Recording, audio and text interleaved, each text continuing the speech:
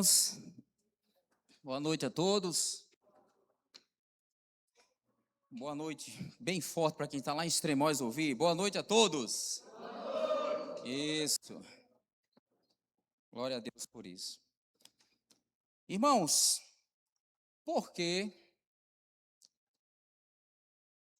os ímpios prosperam e os justos sofrem? Por que os ímpios prosperam e os justos sofrem? Você já deve ter feito essa pergunta alguma vez na vida, em algum momento de calamidade, né? Em algum momento de conflito pessoal. Eu queria falar um pouco sobre isso hoje. Quero que você abra sua Bíblia lá no Salmo 1, tá? O Salmo 1 é um salmo que introduz toda a coletânea de salmos da Bíblia. E você vai observar que o Salmo 1, ele contém os princípios para você entender o livro de Salmos. Por exemplo, é no Salmo 1 que é dada a definição do que é justo e do que é ímpio. A gente vê falar muito isso nas igrejas, né? Quem é o justo? Quem é o ímpio? E qual o caminho deles? É diferente de outros salmos que nós sabemos quem escreveu. Esse Salmo 1, nós não sabemos quem foi o autor. Mas há uma suspeita de que os sacerdotes se reuniram e escreveram o Salmo 1 porque ele tem princípios para o entendimento de todos os salmos. Ok? E eu sei que você vai começar a ler o livro de Salmos hoje. Nada melhor do que entender o que acontece aqui. Olha só o que diz o Salmo 1. Bem-aventurado o homem que não anda no conselho dos ímpios, não se detém no caminho dos pecadores, nem se assenta na roda dos escarnecedores. Antes, o seu prazer está na lei do Senhor, e na sua lei medita de dia e de noite. Ele é como árvore plantada junto a correntes de águas, que no devido tempo dá o seu fruto, e cuja folhagem não murcha, e tudo quanto ele faz será bem sucedido. No versículo 4 diz assim: os ímpios não são assim, são porém como a palha que o vento dispersa.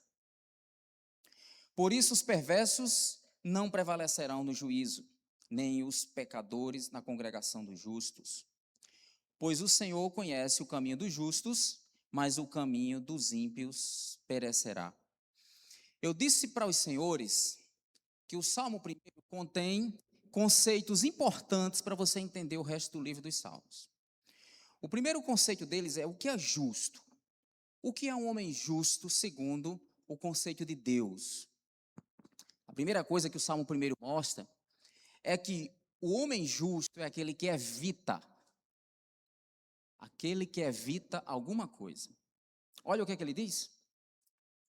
É o que não anda segundo o conselho dos ímpios, não se detém no caminho dos pecadores, nem se assenta na roda dos escarnecedores. Então, o homem justo é aquele que não faz essas coisas. Fala comigo, não faz. Ou seja, para ser justo, de acordo com o conceito de Deus, você precisa evitar essas três coisas. Não anda segundo o conselho dos ímpios, não se detém no caminho dos pecadores, nem se assenta na roda dos escarnecedores. Observe que aqui existe uma gradação. Eu tenho, primeiro, o que acontece? A gente anda no conselho dos ímpios. Então, primeiro você ouve um conselho de algo que vai de encontro à palavra de Deus e você começa a avaliar. Você começa a ouvir o conselho da pessoa errada, né? Então, isso é andar no conselho dos ímpios.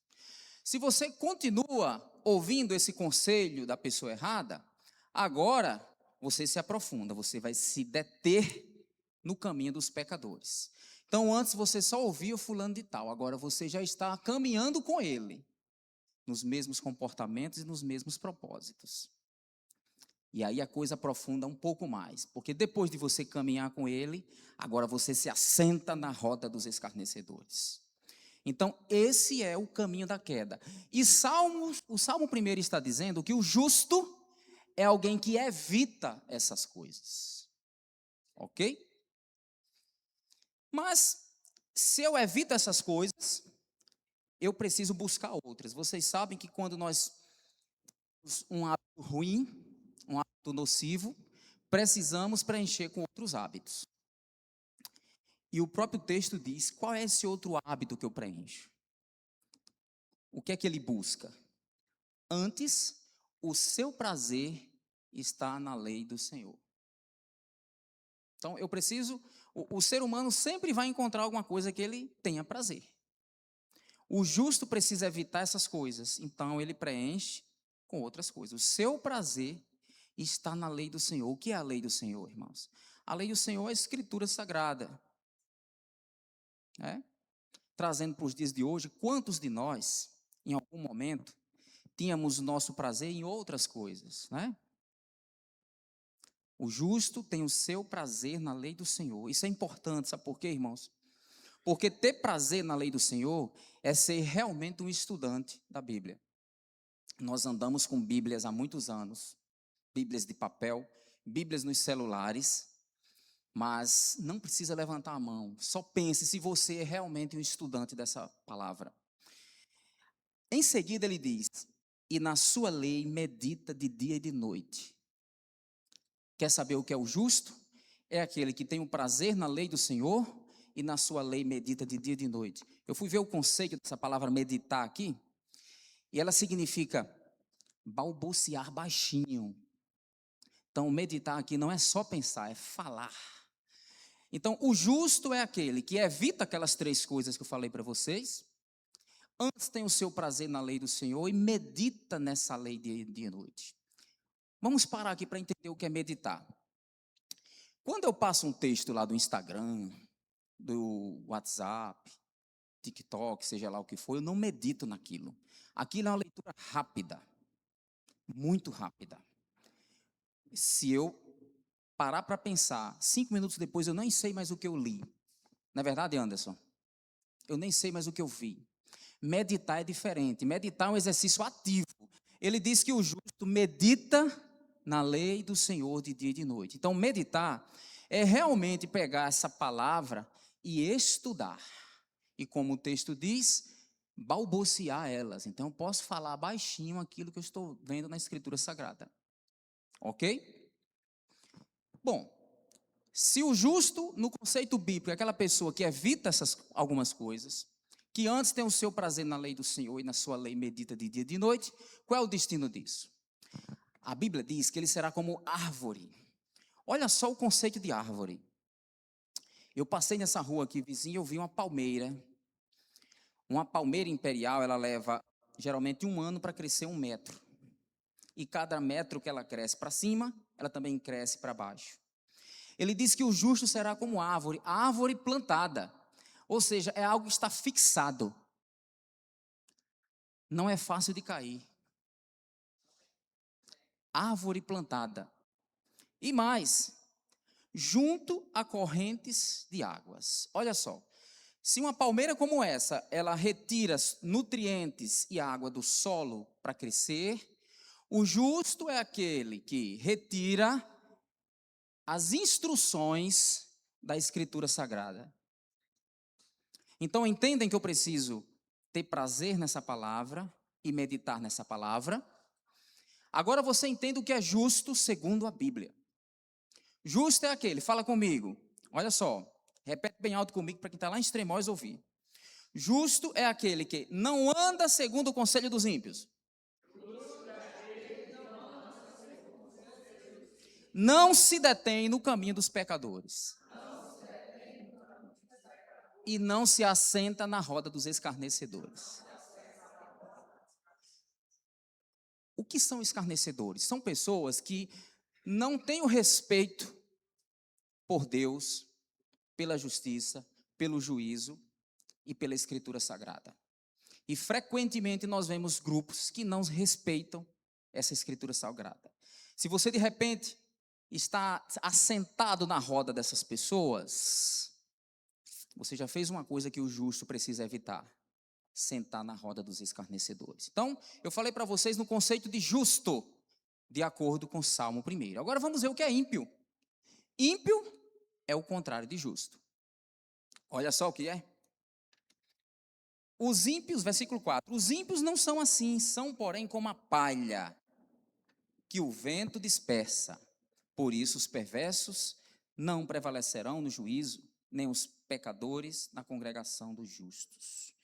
Eu falei para vocês que o justo é como uma árvore plantada, fixada, junto a correntes de água. Já o ímpio é como palha. Lembra o que é palha? De repente uma árvore dessa está secando e ela solta aquela casquinha fina que o vento leva. O Salmo 1 diz que o ímpio é como essa palha, que é levada sem função alguma. Quem é o ímpio? O ímpio é o injusto, é o contrário do justo. É aquele que não respeita as escrituras sagradas, não respeita a vontade de Deus e escarnece de tudo que é eterno e divino. Esse é o conceito de ímpio. Qual o destino do ímpio? Ele é levado pelo vento. Enquanto a árvore é fixada e vem o vento e ela entorta, mas não sai, o ímpio é como aquela folha seca que sai sendo levada como palha. Esse é o conceito bíblico.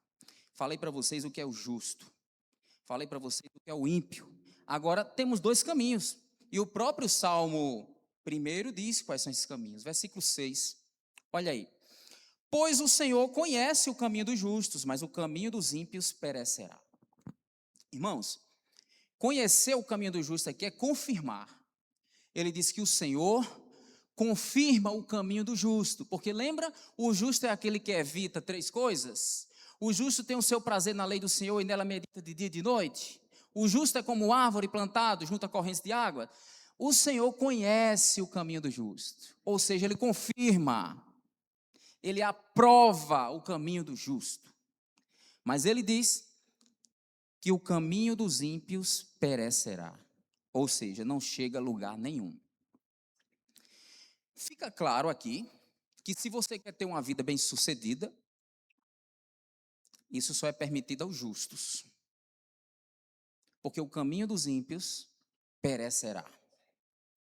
É isso que o Salmo está dizendo. Mas, fala comigo, mas. Não. Mas.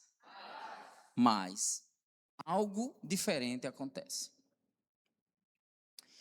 Por que o ímpio prospera e o justo vive no sofrimento? Em algum momento nós já pensamos sobre isso. Eu já pensei sobre isso. Alguns de vocês já passaram por isso. De repente você vê alguma coisa na vida real e parece não concordar com o Salmo 1. O Salmo 1 está errado, e agora? Irmãos, é muito comum, quando o ser humano está passando por uma calamidade, por um problema, ele começa a juntar as coisas. Ele pega um texto teórico e começa a confrontar com a realidade. E a tendência do homem em sofrimento é negar o texto teórico. Então ele diz, poxa, o Salmo 1 está dizendo que para ter uma vida bem-sucedida, eu preciso ser justo. Então, se eu sou justo, eu tenho uma vida bem-sucedida. Mas eu estou em intenso sofrimento. Minha vida não está nada boa. E aí passa pela nossa cabeça vários problemas que nós enfrentamos. Esses quatro problemas, eles afetam muito o ser humano. Primeiro é o financeiro. Segundo é uma doença incurável. O terceiro é brigas familiares. O quarto é briga no trabalho. Esse pacote todo, Anderson, é capaz de destruir qualquer pessoa. Financeiro, familiar, né? Doença incurável e briga no trabalho. E quando você começa a comparar a vida que você vive e olhar para a realidade, aí você diz, o Salmo 1 não está batendo, porque eu sou justo e como justo eu deveria ter uma vida bem-sucedida, porque quem perece é o ímpio, mas o que eu estou vendo é o ímpio prosperar. Irmãos, não é só você que pensou isso. Calma, não me julguem ainda, tá? Não é só você que pensou isso. Tem um levita na Bíblia famoso chamado Asaf, que pensou a mesma coisa que você. Asaf era uma pessoa escolhida pelo templo para o louvor, para a adoração. Asaf estava enfrentando algum problema tão sério que ele começou a comparar o Salmo 1 com a vida dele. E essa história de Asaf está lá no Salmo 73. Olha o que diz o Salmo 73. Não caia da cadeira ainda. Salmo 73 vai mostrar esse conflito que Asaf vivia. Asaf conhecia o Senhor. Asaf era um homem de experiência com Deus. Era um levita do templo, mas passou por um conflito como esse que eu falei para vocês agora. Porque o ímpio prospera e o justo sofre. Olha o que ele diz no Salmo 1, no Salmo 73. Com efeito, Deus é bom para com Israel, para com os de coração limpo. Versículo 1. Ele está dizendo, de fato, Deus é bom para as pessoas de coração limpo. Quanto a mim, porém, quase me resvelaram os pés. Pouco faltou para que se desviassem os meus passos. Ele está dizendo, como se ele estivesse andando numa trilha, e quase torcendo o pé e caindo no abismo. Versículo 3. Pois eu invejava os arrogantes ao ver a prosperidade dos perversos. Asaf estava passando por uma calamidade tal que ele olhava para as pessoas arrogantes, ele invejava ser um deles, porque ele dizia que via a prosperidade nas pessoas perversas. Às vezes nós pensamos isso, a gente que trabalha todo dia de sol a sol, vê a corrupção no nosso país e pessoas prosperando com esses valores desviados, e você começa a se revoltar. E às vezes diz, eu desejo a arrogância deles, porque eles estão por cima do dinheiro, eu aqui no sufoco. Asaf disse a mesma coisa. Ele via prosperidade nas pessoas perversas. Versículo 4. Para eles não há preocupações, o seu corpo é sadio. Agora ele está dizendo que para os ímpios, eles nem se preocupam.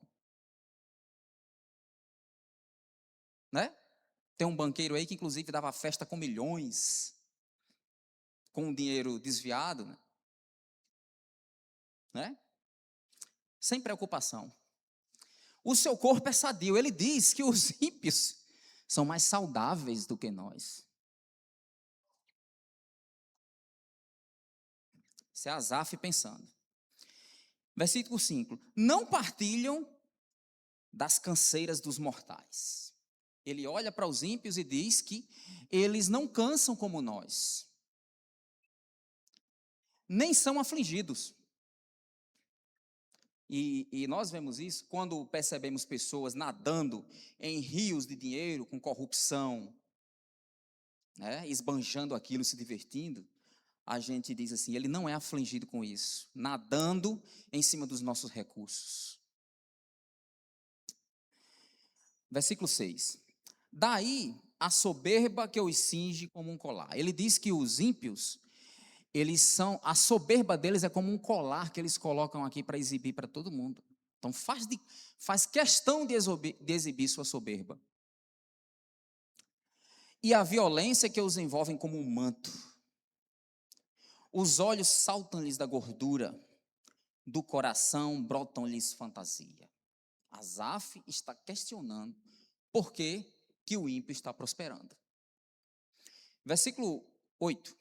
Motejam e falam maliciosamente, da opressão falam com altivez. Ou seja, nas rodas de conversa dos ímpios que prosperam, eles falam dos seus ganhos, de como eles enganam os trouxas, de como eles têm sempre recursos de sobra enquanto outros não têm, de como é fácil desviar e corromper todo o sistema. Asaf está observando isso e perguntando, por que eles prosperam e eu estou aqui na pior? No versículo 9, ele diz que os ímpios contra os céus desandam a boca, ou seja, ainda falam mal de Deus e das escrituras sagradas. E a sua língua percorre a terra. Versículo 10. Por isso o seu povo se volta para eles e os tem por fonte de que bebe a longos sorvos. Além dos ímpios fazerem o que fazem, ainda tem pessoas que seguem eles. Ainda tem multidões. Não é verdade? Versículo 11. E diz: como sabe Deus? Acaso há conhecimento no Altíssimo? Versículo 12. Eis que são estes os ímpios, e sempre tranquilos, aumentam suas riquezas. Essa é a visão que ele tem dos ímpios. Eles são pessoas tranquilas, só enriquecendo enquanto eu sofro. E esse é um conflito da fé de Asaf. Assim como você já passou por esse conflito, e eu já passei por esse conflito. Porque os ímpios prosperam e os justos sofrem. Agora, irmãos, vejam. No versículo 13, ele diz assim, ele diz uma coisa que eu fiquei chocado. Ele diz: com efeito, inutilmente conservei puro o coração e lavei as mãos na inocência. Sabe o que ele está dizendo aqui? Não valeu de nada eu ter sido santo. Foi inútil a minha santidade. Foi inútil eu lutar para ser justo. Versículo 14 diz assim, ó: pois de contínuo sou afligido a cada manhã e castigado. Nós não sabemos qual é o sofrimento de Asaf, mas uma pessoa que diz assim, continuamente sofro toda manhã, parece o que isso, irmãos? É um sofrimento intenso, né, irmã Valdira? Se não for uma doença muito grave, é uma calamidade extrema. De contínuo sou afligido a cada manhã, sou castigado. Olha só, um homem de Deus, responsável pelo serviço do templo, chegar e dizer que leva uma lapada toda manhã e é castigado, deve ser algo muito ruim. O que é de tão ruim que nos faz dizer essas coisas? Eu só penso em doenças muito graves e incuráveis. Dívida não é. Deve ser uma coisa pior. Falta de paz, perseguição, alguém querendo lhe matar todos os dias e você fugindo. Não sei, algo muito ruim. Mas ele diz que os ímpios são tranquilos. Observem aí, vejam a imagem aí da pessoa do momento, responsável pela maior corrupção do país. Parece tranquilo e parece mais saudável que eu. Eu percebi isso, parece mais saudável que eu. Se eu pensar em falar tais palavras, já aí teria traído a geração de teus filhos. Olha o que ele diz agora no versículo 16. Em só refletir para compreender isso, achei muito pesada a tarefa para mim. Asaf está dizendo que só em tentar entender essa coisa, ele já cansa. Só você em tentar entender por que o ímpio prospera e você que é justo não, você já cansa.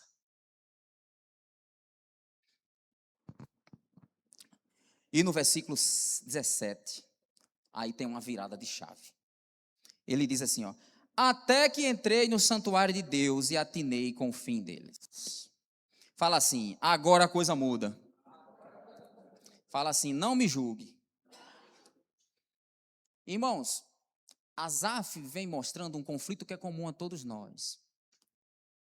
Só que ele diz que agora se ligou, entrou no santuário de Deus e percebeu o fim dos ímpios. Veja, existe um comentarista muito famoso, o nome dele é Derek Kidner, que eu fui buscar, é um teólogo inglês que comenta esses textos do Salmo. E ele diz aqui nesse versículo 17, que há uma virada de chave realmente no pensamento de Asaf. Um homem que há pouco tempo estava percebendo que o ímpio prosperava e ele só perdia. E ele diz que realmente esse é o momento em que Asaf agora percebe algo diferente. Quando ele diz, até que entrei no santuário de Deus, isso aqui remete, primeiro, à oração. Pode ser que ele agora resolveu orar, e nessa oração ele passou a ter uma visão diferente do que ele estava pensando. Mas a ideia mais aceita é que ele teve uma mudança de perspectiva no conceito de prosperidade. No conceito do que é ser bem-sucedido. Porque ele estava avaliando os ímpios como bem-sucedidos só com coisas momentâneas e materiais. Ora, ele disse que ele tinha mais saúde, que ele era mais tranquilo, que ele só aumentava suas riquezas. Veja, ele está trazendo o contexto somente para o ser bem-sucedido materialmente. E aqui ele disse que mudou a concepção. Então, agora, Asaf começa a ver diferente. Ele diz: agora que eu percebi o fim deles, porque Asaf está contrapondo o Salmo 1. O Salmo 1 diz que o justo não é que se dá bem e o ímpio que se dá mal. Aí ele diz: agora é que eu percebi que o que eu vejo nesse ímpio é momentâneo. Eu não vi o final da história. Ele não vê o roteiro completo. Aí vamos para o versículo 18.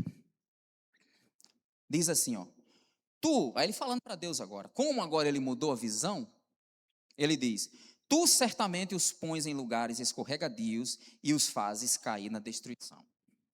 Então, algo aconteceu com Asaf, que ele agora recebeu a revelação do que estava acontecendo, e diz: mas tu vai colocar esse ímpio em lugares escorregadios, e o fim dele vai ser trágico. Olha o que ele diz no versículo 19: como ficam de súbitos assolados, totalmente aniquilados de terror. Já começa a mostrar que existe uma punição para o ímpio, como o Salmo 1. Versículo 20. Como ao sonho, quando se acorda, assim, ó Senhor, ao despertares, desprezarás a imagem deles. Então, depois que ele entendeu e mudou a visão dele do que é ser bem-sucedido e próspero, ele diz que Deus agora realmente vai punir o ímpio. Versículo 21, olha aí. Quando o coração se me amargou e as entranhas se me comoveram, eu estava embrutecido e ignorante. Aqui nessa oração, Asaf percebe que ele é quem estava vendo as coisas por uma ótica errada. Ele é que estava avaliando a prosperidade do ímpio da forma como nós avaliamos no mundo capitalista, somente financeira, somente financeira. Ele estava avaliando a prosperidade do ímpio de uma forma imediata, ele não estava vendo o fim. E aí ele diz: eu estava embrutecido e ignorante, era como um irracional a tua presença. Veja o poder da oração, o poder de encontrar com a verdade. Ele percebe que ele é que estava com a visão errada. E não que o ímpio prospere enquanto o justo sofre. Versículo 23. Todavia estou sempre contigo, tu me seguras pela minha mão direita, tu me guias com o teu conselho e depois me recebes na glória. Veja que agora a visão está mudando. Né? Enquanto o homem estava olhando para as coisas conforme elas aparentavam ser, ele estava achando que realmente o outro prosperava e ele é quem perdia. Mas quando ele mudou, né? O versículo 25: que mais tenho eu no céu? Não há outro em quem eu me compraza na terra. Versículo 26: ainda que a minha carne e o meu coração desfaleçam, Deus é a fortaleza do meu coração e a minha herança para sempre. Aqui as coisas já mudaram, porque agora ele reconhece que o valor da vida não está naquelas riquezas que o ímpio está exibindo temporariamente à custa das corrupções. Ele diz que a verdadeira riqueza, né? Deus é a minha fortaleza e a minha herança para sempre. Ele começa agora a olhar a vida de uma forma diferente. E no versículo 27 diz assim: os que se afastam de ti, eis que perecem. Agora ele volta a confirmar o Salmo 1, que disse que o ímpio é como a palha que perecerá. Tu destrói todos os que são infiéis para contigo. Quanto a mim, bom é estar junto a Deus. No Senhor Deus ponho o meu refúgio para proclamar todos os seus feitos. Aqui é o ponto alto da história, irmãos, onde ele diz que bom é estar junto a Deus. Ou seja, observe, Asaf sabia do conceito do que é ser justo e do que é ser ímpio. Asaf, por um momento, imaginou que o ímpio prosperava e o justo é quem sofria. Mas fala comigo, era a visão dele que estava distorcida. E o ponto da virada é quando ele diz: quando eu entrei no santuário do Senhor é que eu percebi essa realidade. Isso é muito importante, irmãos, porque às vezes nós estamos tão influenciados pelo conceito de vida bem-sucedida que é apregoado a nós todo dia, que a gente começa a achar que o ímpio é quem está bem-sucedido e você é quem está sendo punido por ser justo. Mais uma vez, quando ele diz que entrei no santuário, essa palavra entrar no santuário, ela remete a muita coisa. Ela mostra uma mudança de mentalidade, né? Ela fala que ele agora entrou numa vida de oração. Ela fala que agora ele passou a observar as coisas pela ótica da Escritura Sagrada e não mais pela ótica dele. Aí você diz, mas Asaf era o cara. Era um levita, um homem muito experiente em Deus, passou por isso. Claro, irmão, somos homens de carne e osso. Você lembra de Jó? O sufoco que Jó passou e começou a fazer a mesma coisa, achar que só os ímpios prosperavam e o justo sofria, ainda tinha uns amigos para piorarem isso. Você quer outro exemplo? Paulo, em um certo momento, diz que foi afligido por umas coisas que a gente nem sabe o que é. Né, Marquinhos? Foi afligido na carne. Disse que era uma coisa tão ruim que era como se fosse um espinho na carne. Paulo, um homem mais santo do que eu, do que você, Henrique, passou por isso. Aí ele disse, agora vamos lá. Foi rogar a Deus para que tirasse aquele sofrimento dele 3 vezes. E o que foi que Deus fez? Não tirou. Paulo poderia dizer, Júnior, assim, eu sou justo. O que eu fiz para estar passando por isso? Tira isso de mim, Senhor. Aí o Senhor disse, não, a minha graça te basta, continua com isso aí. Então, é uma mudança de perspectiva. Veja, parece, irmãos, agora isso aqui é uma opinião minha. Parece que nessa vida terrena as coisas realmente não mudam. O que muda é nosso olhar sobre as coisas. Já perceberam isso? E a oração tem esse poder de me fazer ver as coisas de uma outra forma, Igor. Às vezes eu estou numa calamidade tão grande, e de tanto eu pensar naquele problema, ele vai aumentando, e parece que ele vai crescendo sem realmente crescer. Aí se eu tomar uma atitude diferente de entrar no santuário de Deus e orar, aí ele vai diminuindo, e nada aconteceu, ele continua lá. É a interpretação daquilo para você que muda.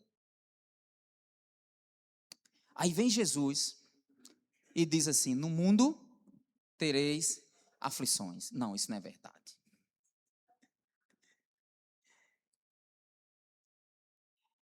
Se ele diz que no mundo tereis aflições, é porque teremos. O que nós precisamos mudar? Entrar no santuário e mudar a forma como estamos vendo aquilo ali. Tá? A oração tem esse poder de nos confortar em relação a uma luta que estamos travando. Por isso que o homem e a mulher, que não são homens e mulheres de oração, eles estão se enganando. Ora, se o problema não muda, se a consequência do problema não muda, quem tem que mudar é você. Não é verdade? Deus faz milagres? Faz. Mas tem coisa que não muda você. Então, é a sua forma de ver aquilo que tem que mudar. E como é que você vê diferente? Com oração. Faz um teste, irmãos. Se você está passando por uma calamidade grande, vai que você passe, né? Não seja só eu. Experimenta sair do desespero e orar. Ao final dessa oração, é como o salmista diz, quando eu entrei no santuário, aí é que eu percebi a realidade, né? Ao final dessa oração, você vê a coisa de uma forma diferente. É como se houvesse um conforto. Fala comigo, a oração traz conforto. A oração traz conforto. Então não posso fugir disso. E Deus vai te levar a orar. Sabe aquele momento do dia que você sente que precisa orar, você não sabe por quem, nem pelo quê. Você só precisa obedecer. Porque alguém se beneficiará da sua intercessão. Só para você ter ideia, você está vivo hoje porque alguém intercede por você. Não se ache não, tá? Alguém intercede por você que você não conhece. E é por isso que Deus sustenta você. Então nós precisamos fazer o mesmo. Orar pelo quê? Não sei. Por quem? Não sei. Eu só preciso orar e Deus faz o resto. O salmista diz: quando eu entrei no santuário, eu percebi que realmente o ímpio não está prosperando e eu sofrendo, né? Minha visão que está diferente. E eu só vejo isso na oração. Sabe por quê, irmãos? Isso é um problema, porque a nossa visão de sucesso, ela é muito influenciada pela propaganda, pela internet, pelo dinheiro, exatamente pelo dinheiro. Então, quando você vê uma mulher cantora do Brasil, que se julga representante das mulheres do Brasil, e é considerada uma pessoa empreendedora, que tem muito sucesso financeiro, aquele símbolo de sucesso, a cantora que estou falando, vocês sabem quem é? Aquele símbolo de sucesso, ele salta aos nossos olhos como se fosse uma vida bem-sucedida. E uma vida bem-sucedida, de acordo com o Salmo, não é exatamente aquilo. Ele diz o que é uma vida bem-sucedida aqui, e eu vou repetir para vocês. A vida bem-sucedida é: Deus é a fortaleza do meu coração e a minha herança para sempre. O sucesso que nós vemos pelas redes sociais, pela internet, ou que é divulgado nas propagandas, são sucessos geralmente apenas financeiros e momentâneos. Quem garante se aquela pessoa tem paz? Quem garante se ela consegue orar no momento de calamidade? Ou vocês acham que pessoas muito ricas não passam por momentos de calamidade? Basta vir uma doença grave na vida que não tem dinheiro que pague. Basta vir um conflito num casamento que não se resolve com dinheiro, um conflito com o filho, perder a paz, ser alvejado todos os dias. Então, aquele sucesso que a gente olha são sucessos momentâneos. Pessoas artistas, pessoas artistas demonstram isso. E nós acabamos sendo influenciados pelo que vemos. Aí nossa visão fica distorcida. Mas quando entramos no santuário, nós passamos a ver a vida como Deus vê. O que é entrar no santuário? É uma vida de oração. É tentar interpretar a vida como Deus vê. Eu falei para vocês, irmãos, no conceito de justo e ímpio, de acordo com o Salmo 1. Falei para vocês que o ímpio, ele evita várias coisas e ele tem o prazer dele na lei do Senhor e na sua lei medita de dia e de noite. Falei para vocês também do destino dos justos. Qual é o destino dos justos? Eles serão como árvores plantadas, firmes, que se alimentam de ribeiros de água, ou seja, eles se alimentam da instrução do Senhor. Falei para vocês do que é o ímpio. O ímpio é o contrário do justo, né? E o fim do ímpio, o ímpio é como palha, ele se dispersa. E há dois caminhos. O justo é que prospera segundo a Bíblia, e o ímpio é que perde. Mas precisamos entender o conceito de prosperidade que está sendo aventado aqui. Não é somente na área de finanças. Prosperidade é ter o Senhor como centro da sua vida. Quer uma prosperidade difícil de pagar? Olha só. Aprender a viver contente em qualquer situação. Pense num negócio difícil, Júnior. O mundo se acabando e você conseguir ainda estar contente. Dinheiro não compra isso. Esse é o conceito de prosperidade bíblica. Quer ver outro conceito de prosperidade bíblica? Eu venci o mundo. Venci o pecado. É outra prosperidade. De forma nenhuma estamos falando que a riqueza é ruim. Mas a mensagem central do Evangelho, irmãos, é salvação, arrependimento, santidade, oração, homens e mulheres que oram. Fala comigo, amém. Bem forte para extremóis ouvir, amém. Esse é o conceito de prosperidade bíblica. E quando eu não vejo as coisas por esse conceito, eu começo a achar que o ímpio está ficando de boa e eu de ruim. Depois eu citei para vocês outro homem que passou pelas mesmas coisas, Asaf, que teve uma crise de fé e achou também que o ímpio estava prosperando e ele estava sofrendo. E depois ele diz o quê? Quando eu entrei no santuário, aí eu percebi a realidade, ou seja, era a visão dele que estava errada. Por fim, ele diz que a verdadeira prosperidade, vida bem-sucedida, é Deus é a fortaleza do coração e a minha herança.